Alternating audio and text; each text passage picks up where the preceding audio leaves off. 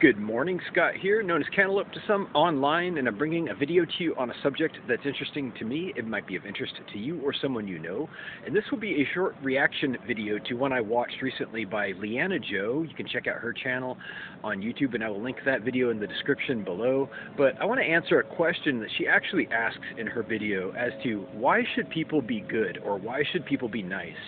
It's a valid question I think a lot of people struggle with. So I have thought a lot about this in my life, and this is by no means a way that you should be. It's just a piece of advice if you're looking for advice, and it seems to work for me. It makes sense. And let me get into it.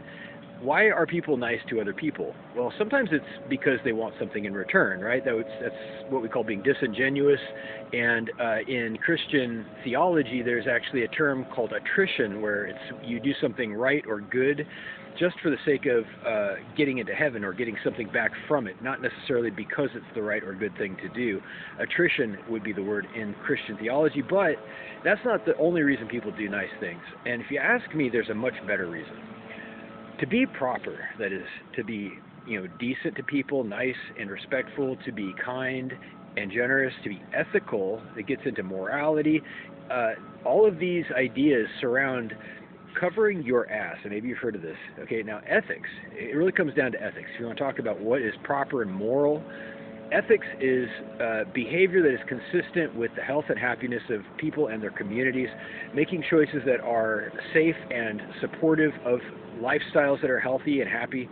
If you ask me, that's what it means. So to act ethically, to make ethical decisions, that is, kind, nice decisions towards other people with respect to their health and happiness, it is not so much to get something back from it now or later, but to cover your ass, because in the event that you take a shortcut, that is to act unethically or immorally or unkind in an unkind fashion or in a damaging way to other people, by my definition, it's immoral if it's damaging outside of an agreement. Then you have what we call liability. You have culpability. You have to make restitution, perhaps. You are on the hook for a crime, maybe. But the reason you act ethically, the reason you are nice to people, that is, you are a good person, so that when the truth comes out, you are on the side of information. You are on the side of the truth. It helps you.